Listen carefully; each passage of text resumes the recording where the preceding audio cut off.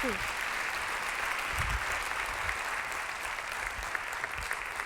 Thank you all so much for coming out on a Toronto day. As I was saying earlier today, there must be some special German term for nostalgia for the really awful. So I came in today and I thought, I'm back in Toronto. I actually taught here, and my 3 children were all born here. So I had this sudden image as I was going up St. George Street today about having a stroller that I was forcing through the frozen slush and snow and thinking, to be young again. I started out my career as a philosopher, and in fact, I just came here from giving a talk in the philosophy department here, which was part of what I was in Toronto to do. And for many years, you could have read 2,000 years of philosophy and think that human beings reproduced by asexual cloning. So for 2,000 years, philosophers were trying to answer deep questions about human nature, and the fundamental deep part of human nature, which is that we have children, we care about our children, we invest in our children, was sort of completely invisible in that philosophical project. And one of the things that I did when I started out my work was to try and say, what does it mean? What's the point? Why is it that we have these children? They're so much work, we put so much energy, we put so much investment into having children.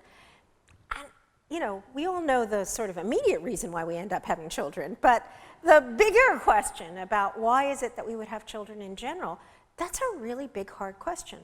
And if you think about it from a scientific perspective, it just gets to be harder and more puzzling.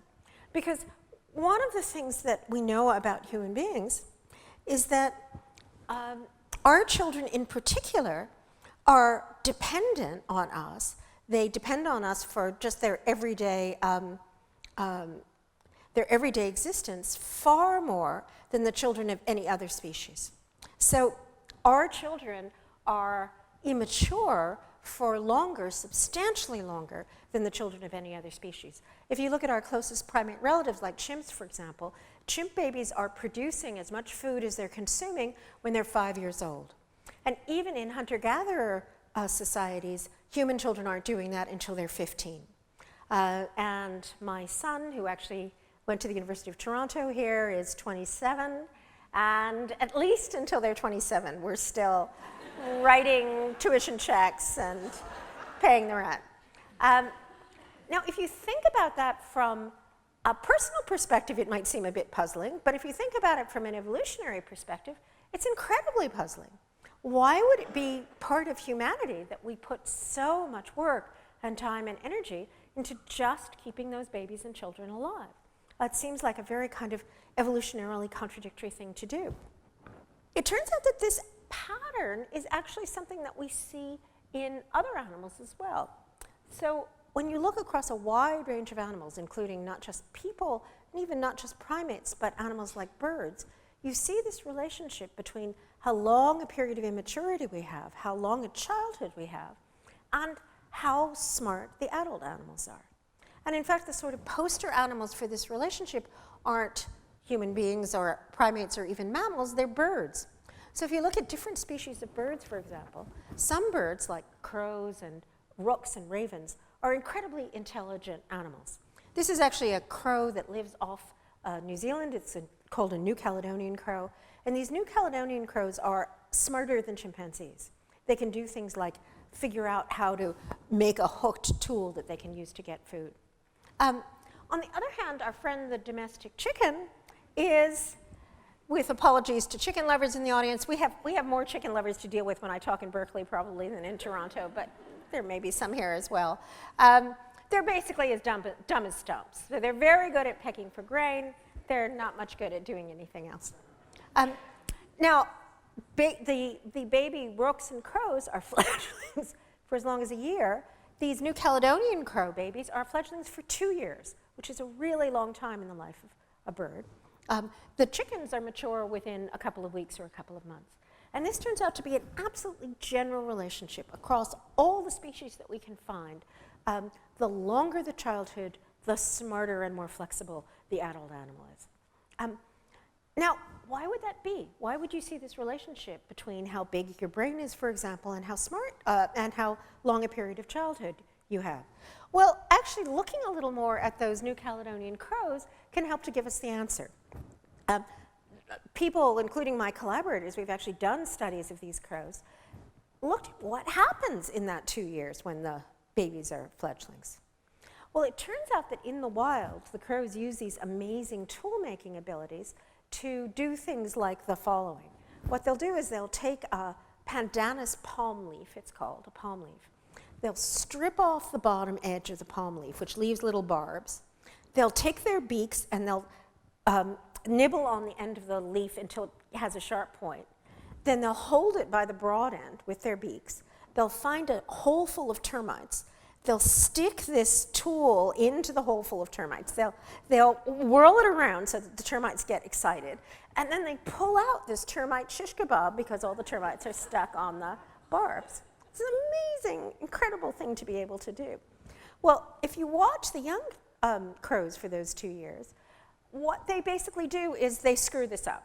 So they put the barbs on the top instead of putting them on the bottom, and they hold the thing by the thin end instead of holding it by the thick end. They can't figure out how to get all of the leaves off.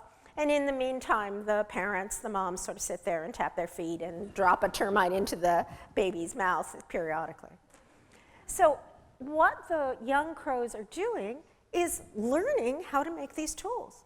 And one of the important things about learning is about failing. As we say down in Silicon Valley, you know, fail further and fail faster. That's really what the crows do. They fail further and fail faster. But of course, the downside to that strategy, to trying and failing again, is that somebody has to give you the termites in the meantime.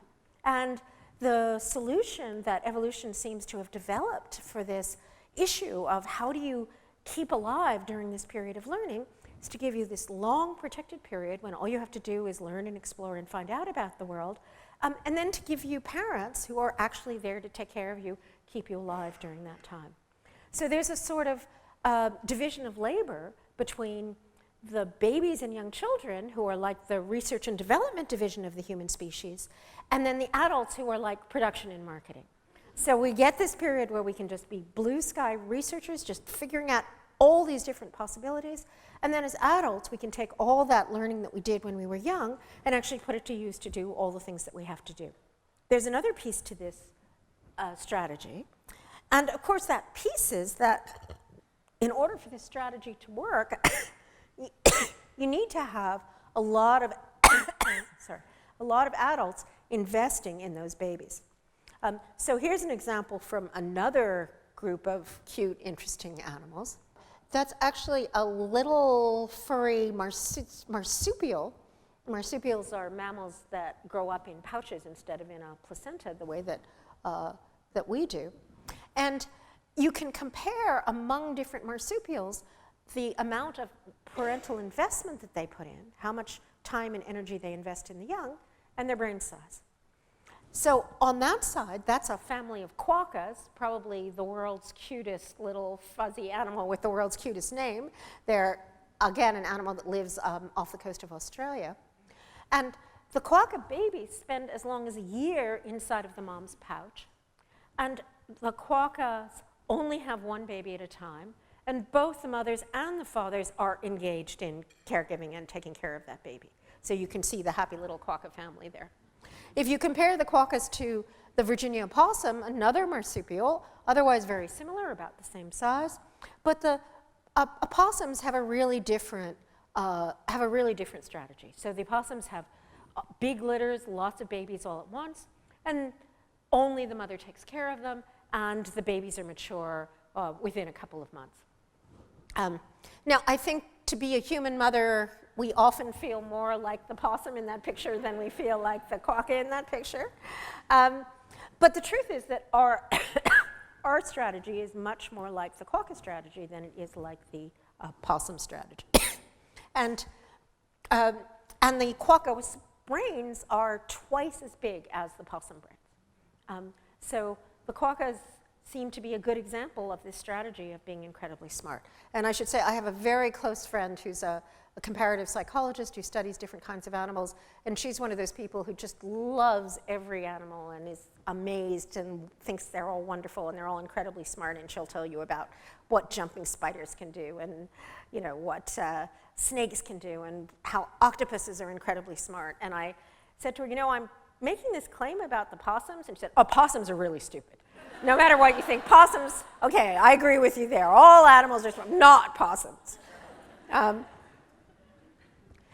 Now, if you look at human beings, as I said, we're kind of like uber quokkas. And in fact, even in the period when we became human, even in the period when we evolved from our common ancestor, the common ancestor we had with other primates, it seems as if our parental investment strategies were a really important part of our evolution. So if you compare us, for example, to chimpanzees, we seem to have a kind of caregiving triple threat. So chimpanzee mothers are very attached to their babies and take care of their babies. You look at human mothers also are very attached to their babies and take care of their babies.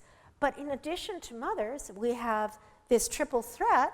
We have something called pair bonding, which means that males are actually attached to females, and males are involved in raising babies. That makes us very different from even our closest primate relatives. That makes us different from gorillas. It makes us different from chimps. And there are even physical adaptations that you can see in human males. The fact that human males, for instance, are only slightly larger than females. Even things like the size of their fingers, which is an indicator of how much testosterone they have. All those suggest that when we evolved, males evolved very distinctively to take on this new role of pair bonding and take on this new role of parental investment. So that's something that's very distinctive about us. A second distinctive characteristic that we have is that we have what biologists call alloparents.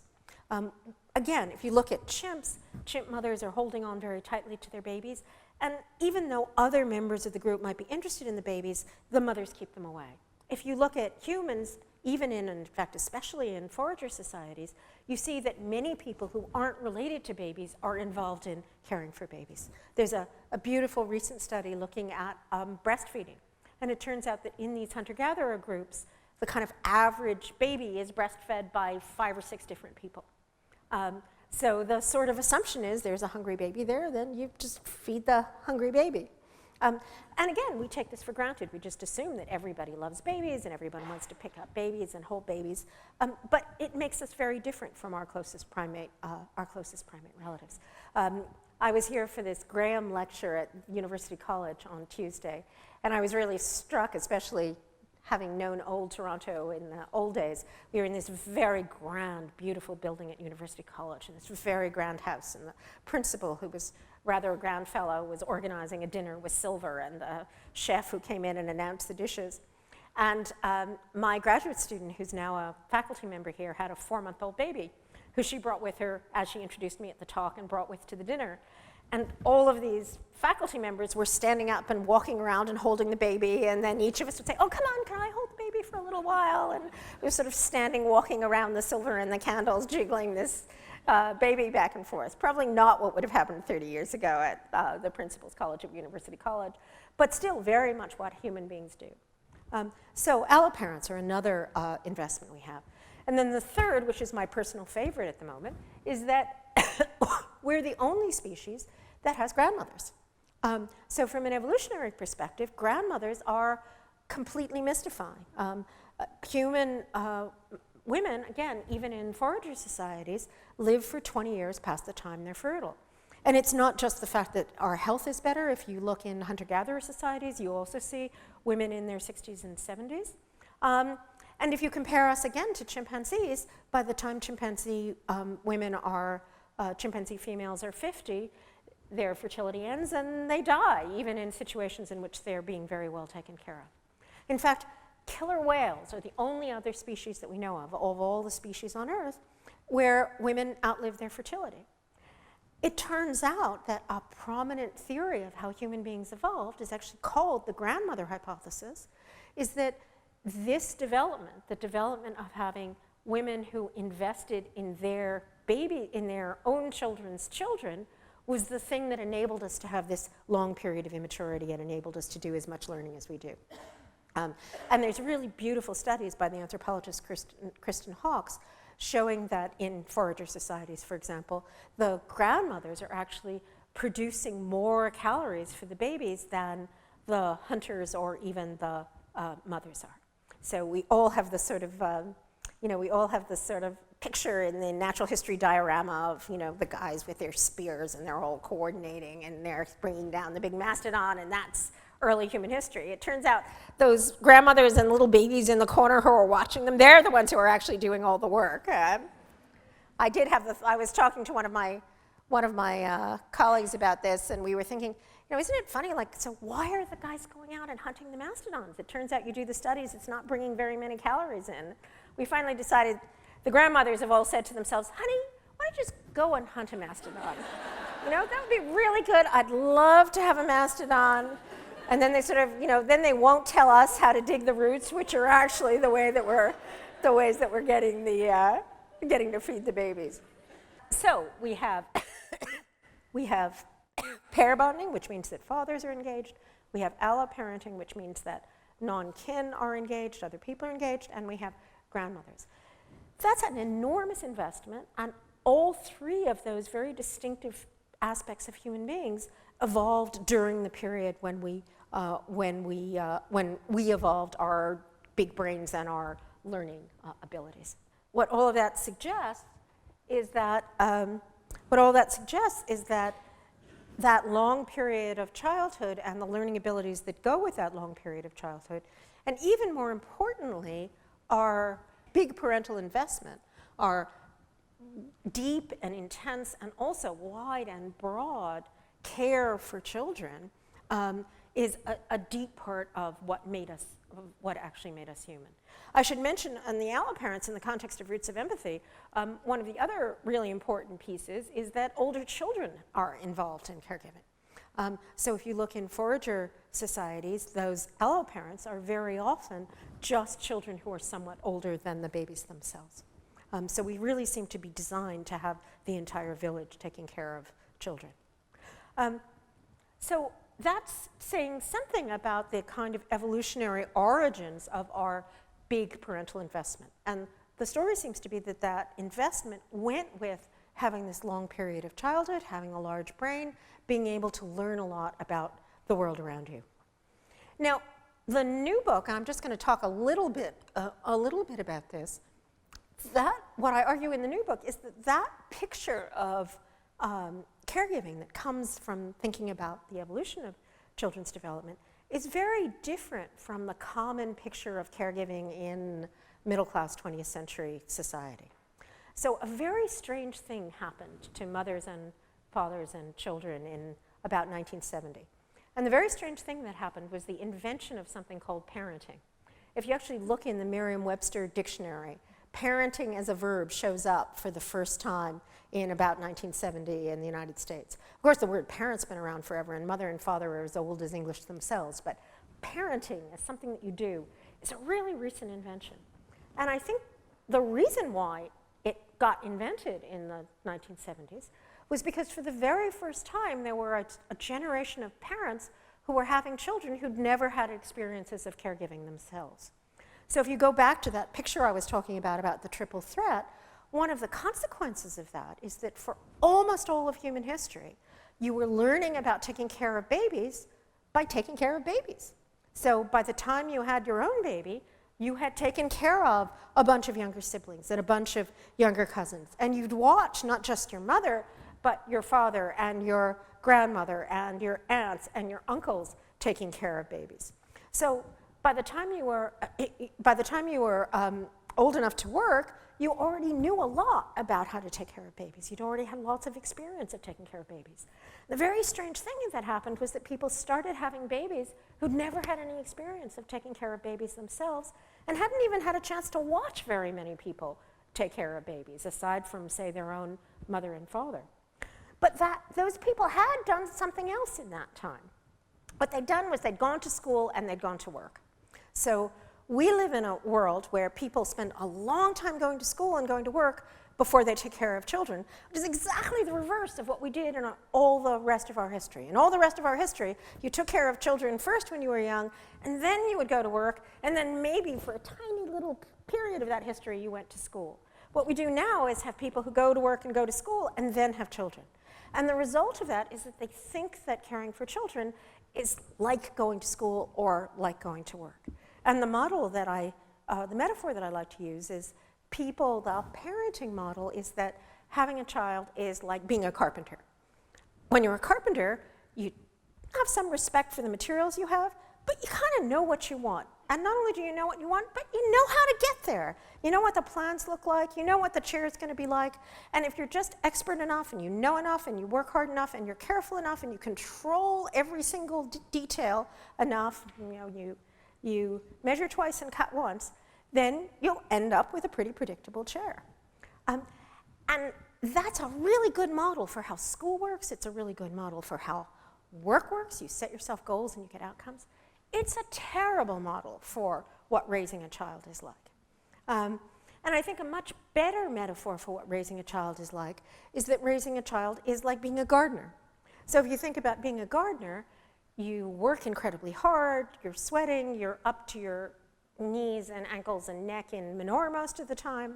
And every plan that you have turns out wrong. Everything that you decide that you're going to do as a gardener comes out the opposite of the way that you thought it was going to come out. But that's not an accident, because what you really want to do when you're a gardener is not have the biggest orchid or have the largest rose. What you want to do is create an ecosystem, a community of plants that are diverse enough and robust enough so that when the weather changes, when things become different, that system continues to thrive. And it turns out that one of the things we've learned from ecology is the way to do that is to have lots of unpredictable variability. That's the way to have a system that's robust. If you actually know what the outcome is, that's good for chairs. It's terrible for a living biological system that has to be resilient in the face of change. The way that you invent a system that's going to be resilient in the face of change is have lots of unpredictable diversity, have lots of exploration, lots of possibilities that you can't predict in the first place. And what I'm going to argue in the rest of this talk is that I think that's the picture that science gives us about why caring for children is important. So from an evolutionary perspective, if what we wanted to do was just have a bunch of children who came out a particular way, there's no reason why evolution couldn't have just designed the children to come out that way. Instead, what seems to happen is that we human beings in particular are designed to come up with brand new ways of being, brand new tools, brand new ways of acting in the world that are totally different from the way that any generation did that before. And having this long protected period of exploration gives us a chance to be able to produce something that's completely unexpected, completely unlike anything that any previous generation has produced. Now, if that picture is right,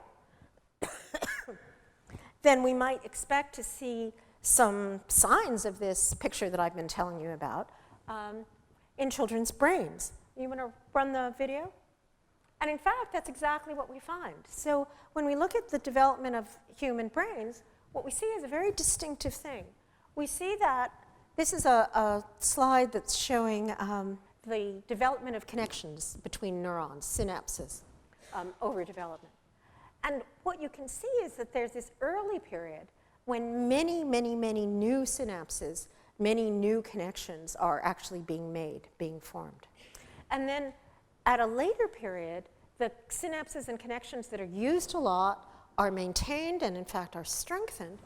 And there's a period of what's called pruning when the synapses that aren't used are abandoned and just disappear.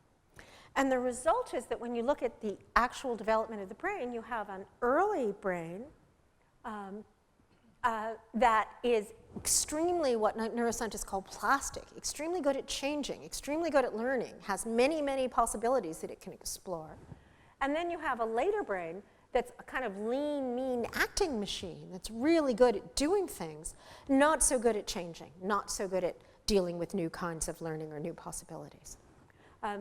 And as you can see, if you look at the ages, this happens at different points in different brain areas. So for example, this is the visual cortex, the part of the brain that's responsible for sight. And by the time you're about a year old, the process of connecting has turned into a process of pruning. And that's part of the reason why, for instance, babies who have amblyopia have to have those vision defects corrected very early in life so that they can develop normal vision. If you look at the part of the brain that's responsible for language, the shift happens about 5, which of course is exactly the point at which most children have learned their native language. And we know that as you get older, it gets to be harder and harder to be able to learn a language. The part of the brain with the most extended development is this part, the prefrontal cortex, and that's sort of the executive office of the brain. That's the part that's responsible for things like long-term planning, things like inhibition, things like focus. And that part of the brain isn't finished until children are in their mid-20s. By 27, I think it's supposed to be done, but...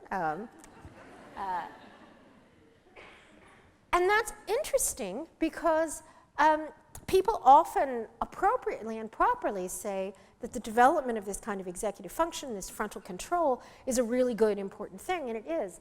But there may very well be advantages to not having that much inhibition and control in this early period. So in other words, what the brain evidence suggests is that up till about 5, you have a brain that's incredibly well designed for learning, very well designed for exploring, very well designed for considering new possibilities, not very good at getting your snowsuit on in the morning as you're about to get out to preschool, and certainly not very good at actually bringing home as many calories as you're consuming. Then later on, that brain shifts into a brain that's very good at doing things, very good at planning, very good at acting, very good at accomplishing particular goals, not so good at changing when things change, not so good at exploring new possibilities. So in the work that I actually do, what we do is try and figure out if this is true from an evolutionary perspective, this story that I'm telling, and it's true from a neuroscientist perspective, we would expect that babies and young children would have really powerful abilities for learning, and in particular would have very powerful abilities for exploring new possibilities, for creating new ideas, for doing new things. And that's the work that I'm going to tell you about in a minute. So over the last 30 years or so, my colleagues and I have discovered that even the very youngest babies both know more and learn more than we ever would have thought was possible in the past. And many of the things that babies do that let them learn so much are like the kinds of things that the very smartest, brightest, most creative scientists can do. And let me give you a couple of examples of this. How do scientists manage to learn about the world? Well, one thing that they do is they analyze statistics. Now, anyone who has taken a statistics course, let alone taught one, knows that adults are really bad at doing statistics. It's really hard for grown-ups. But part of the reason for that is that when we ask grown-ups to think about statistics, we ask them things like, which do you think has a greater conditional probability, having an earthquake or having the fire that comes after the earthquake? People are terrible at making those judgments. Fortunately, we're not even tempted to ask young children what they think about conditional probabilities. So instead, what we do is show them this little machine. And this little machine is a blicket detector. It's a machine that lights up and plays music when you put some things on it, namely blickets, but not other things that aren't blickets. And with this very simple machine, what we can do is show children patterns of evidence, particularly statistical patterns, and see if the children draw the right conclusions from those patterns. So let me give you an example of a study that we did just recently with my colleague Andy Maltzoff and my student Anna Weissmeyer.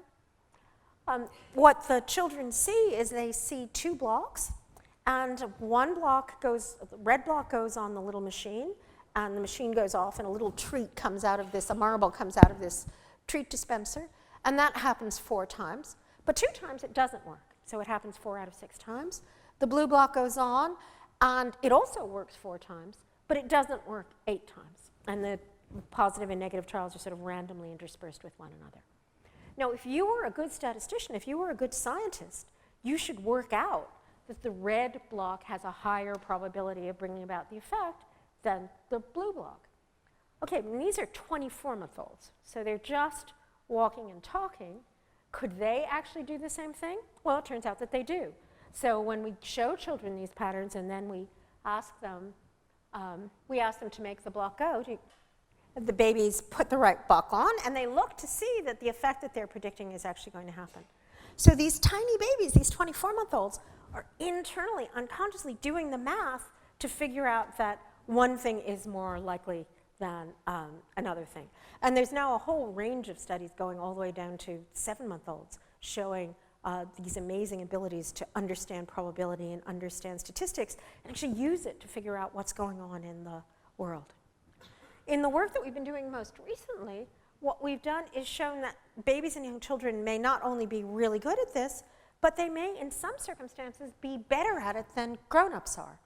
And the ways that they're better at it are revealing about this question about what it is that caregiving is all about. So here's an example of one of our experiments, and you guys can all be subjects because you're grown-ups. You may have been contaminated by spending all this time with little babies, but we'll see. So here's my Blicket detector, and I'm going to put blocks on the detector. These are all, in practice, these are all different shapes, the D and the E and the F. D goes on my machine, and nothing happens 3 times. E goes on my machine, nothing happens. D and F together go on my machine twice, and each time the machine lights up and plays music. So here's the question. Is D a Blicket? Okay. No. Is E a Blicket? Is F a Blicket? Okay, so as I would have expected, this audience is as smart as Berkeley undergraduates, which is a good thing, but not as smart as 4-year-olds, because suppose you saw this sequence first. So suppose you saw this set of events. So you saw that A and B and C all make the machine go. A and B together don't, B and C together don't, but A and C together do. Now you might think, oh, wait a minute, I thought the way this machine worked was that either something was a Blicket or it wasn't, and if you put a Blicket on, it made it go, and otherwise it didn't. Now what I've realized is this machine works in a completely different way. It works in this kind of unusual principle that you need combinations. You need to have more than one thing to make the machine go. And if you did this, and then you went back to that original sequence, you might say, oh, wait a minute, no, if this is one of those kind of weird, strange, unusual machines, then maybe you need D and F to make the machine go. Maybe D and F are both Blickets. Has everybody sort of got that? So what we did was we did the experiment I just did with you, with 4-year-olds and Berkeley undergraduates. And either we gave them information that indicated that the kind of obvious way that you would first think about the machine was right, that the individual blocks made it go, or else we gave them information about this really unusual, strange possibility that combinations made the machine go. And then we asked children and adults, is A a Blicket, is D a Blicket, is E a Blicket, is F a Blicket? And we also asked them to just make the machine go. Now, if you think that it takes combinations, you should put more than one block on. If you think it just takes individuals, then you should just do one block at a time. And what we discovered was that the 4-year-old children were incredibly good at solving this task. And again, let's see the video to give you a sense of it. It's very important, again, for us to figure out which of these are Blickets. So let's call this one triangle, okay? What should we call this one? Square. Square. And what should we call this one? Ball. Ball. Sounds good. Okay, so let's see what happens when we put triangle on the machine. Are you ready? Let's see. Look at that. The machine did not turn on. Let's see what happens when we put triangle on the machine again, okay? Look, the machine did not turn on. Now let's see what happens when we put triangle on the machine one more time, okay? Let's see. Look, the machine did not turn on. Now let's see what happens when we put square on the machine, okay? Look at that. The machine did not turn on. Okay, now let's see what happens when we put triangle and ball on the machine together. Look at that. The machine turned on.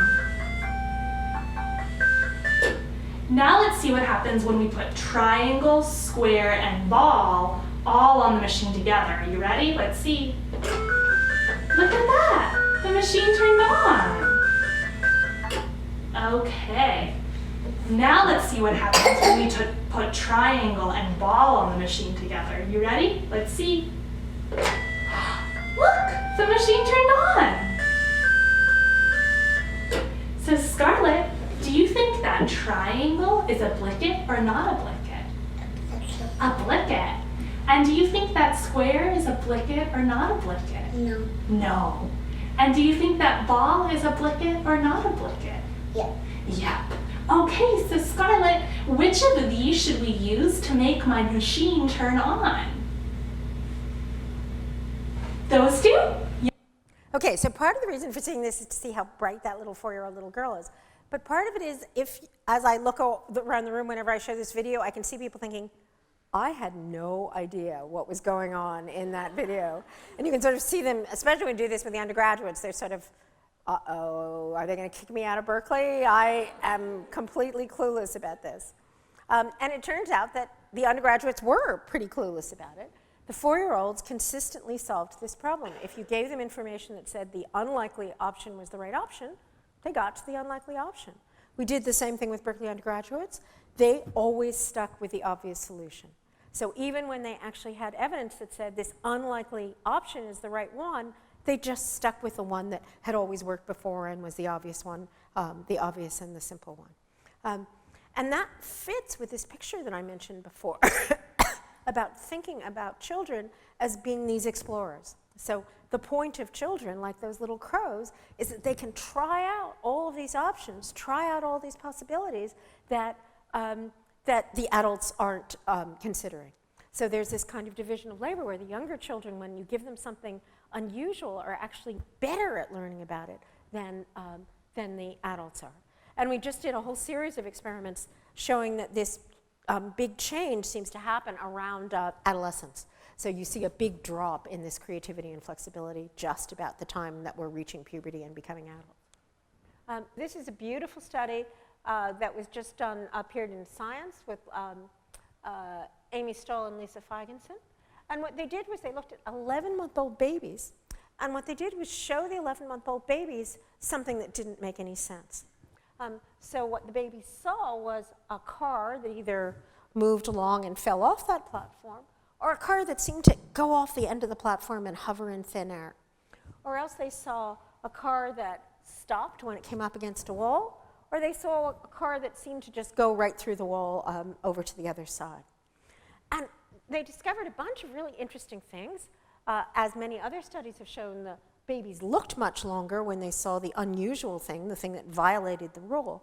But the most interesting thing was that the babies also played with the toys much longer when they'd done something weird.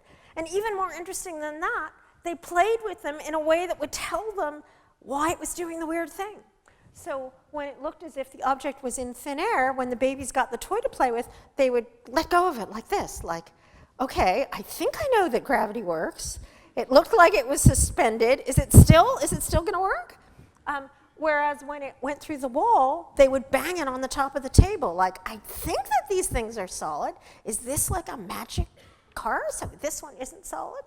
So 11-month-old babies, just in messing around with things, were actually doing these experiments to try and figure out how the world worked, to try and figure out how things worked. And they were doing that just in the course of what we think of as just play. Let me give you one more example of this. This is from, let's see. I'll just quickly describe this in the interest of time. This is from an experiment that, again, one of my students, Laura Schultz, did. And what they did was they took our blicket detector, but now they had pop beads, the kind of beads that stick together on the detector. And in one condition, what they did was to show the kids that all of these pop beads, these little beads, made the machine go. Any bead you put on made it go. But in the other one, some of them made it go, and some of them didn't make it go. And then they just gave the children 2 beads stuck together, and the machine lit up. And then they just left the room and left the children alone to play with the beads. Now, if you think about it for a minute, in this case, there isn't really a problem to solve. You know why the machine went on now, which is that any bead will make it go. But in this case, when you see this, you don't know whether the orange bead made it go or the blue bead made it go. Everyone see that? And what they discovered was that in that case, the children pulled the two beads apart and tried them separately. And then in another experiment, the experimenters actually evilly glued the two beads together. And in that case, this is what the children did. They tried one bead on, and then they turned the little beads over so they could try the other one. So again, nobody's there, nobody's watching, just the kids are just playing. They're doing exactly the right experiment that they need to do to be able to figure out how this system works. And they're doing this just in the course of their everyday play. Our parenting picture is that what we need to do as caregivers is be like teachers. That's, you've spent all your life going to school and then you have a child, it's very natural to think, well, what I should be doing with this child is acting like a teacher. And what the evolution and what the science suggests is it's just the opposite. What you need to be doing as a caregiver is giving the child a safe world in which they can do this kind of wide-ranging exploration, not narrowing down the possibilities to the particular outcomes that you think that the child could learn, especially when you're talking about preschoolers. Okay, so far I've been talking about how children learn about the physical world, how they learn about things like blickets and blicket detectors. And what we've seen is that even, in fact, especially these very young children, even, in fact, especially just in their everyday play, have these amazing abilities, not only to learn, but to learn in this particularly creative, exploratory way. But of course, the most important thing that children are ever learning about is actually other people. And one of the things that we've looked at for a long time, very relevant to roots of empathy, is how is it that children are learning about other people? And this exploration and creativity is even more in evidence when you're talking about learning about other people. Here's a study that we did back in the 90s. We wanted to see if children could come to appreciate that someone could think something differently than they did. And the conventional wisdom was that children were very bad at taking the perspective of another person, understanding what someone else was going to do. And we thought maybe they just hadn't asked the children the right way. So what we did was we showed babies 2 bowls of food, 1 bowl of raw broccoli, 1 bowl of Pepperidge Farm goldfish crackers. And all the babies, even in Berkeley, like the broccoli, don't like the goldfish crackers. Then the experimenter would take a little bit of food from each bowl, and either she'd make a disgusted face, so she'd go, oh, yuck, broccoli, or she'd make a happy face. She'd go, broccoli. And then she would hold out the bowl to the children and say, both bowls to the children and say, can you give me some? Now the question was, would the children give her what they liked, namely the crackers, or when she acted as if she liked the broccoli, would they give her the broccoli? And what we discovered was that 15-month-olds always gave her the crackers. It took them much longer to do it when she acted as if she liked the broccoli. They stared at her for a long time like, what? But the 18-month-olds would give her the crackers if she liked the crackers and would give her the broccoli if she liked the broccoli. So these tiny babies, only 18 months old, already could take someone else's perspective. And even more impressively, when they saw that someone wanted something different, they tried to help them to get what they wanted. And this fits another big line of research showing that even 15-month-olds are already altruistic. They already do go out of their way to try to help other people to get what they want. In some studies that we've done most recently, so how is it that children are developing what's called sometimes a theory of mind and understanding of other people? We recently did a study where we took these 15-month-olds who were failing this task, and we just showed them a whole bunch of people making different choices and different decisions. So 2 experimenters would come in, there'd be a bunch of frogs and a bunch of ducks. One experimenter would take all the frogs, another experimenter would take all the ducks. And we did this for 2 weeks, and then we tested the children again at the end of the 2 weeks. And even though the children hadn't actually experienced a difference between their desires and another person's, just seeing this whole range of different people who all wanted different things made them change their mind about the other person, made them able to take the perspective of another person. So just having the experience of seeing there's more people in the world and they want more different things and they act differently, more differently than I thought, was enough to make the children become altruistic in their relationship with another person. And again, from the perspective of this, our evolutionary background, the context of being taken care of, not just by a mother, but by older sibs, by other people, by grandparents, that's a context in which you can easily learn that people are different from one another. So one way that children seem to learn, and by the way, it's interesting that younger siblings typically do better on these kinds of tests than older siblings, which again suggests that being exposed to lots of different people who care about you helps you understand how people work. But let me give you a final example of another way that children seem to come to understand how other people work, and that's through their pretend play. One of the other things that we know about 3-year-olds is that they spend a lot of time out in this kind of wild, crazy pretend world.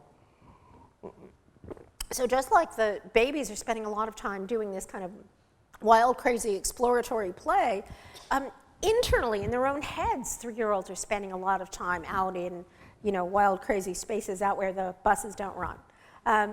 One of the most distinctive examples of this pretend play is the phenomenon of imaginary companions. Now, people used to think that imaginary companions were sort of either something slightly crazy or incredibly brilliant geniuses. But actually, studies by Marjorie Taylor have shown that about 60 or 70% of 3- and 4-year-olds have some kind of an imaginary friend. And these children aren't any smarter or crazier. In fact, they're more socially well-adjusted, if anything, than the children who don't have imaginary companions. But they are different in some particular ways. And let me tell you a story that illuminates the ways that they're different. My brother lives in New York, in fact, writes for the New Yorker magazine. He lives in kind of high literary New York society. And when his daughter was 3, she had an imaginary companion, an imaginary friend named Charlie Ravioli.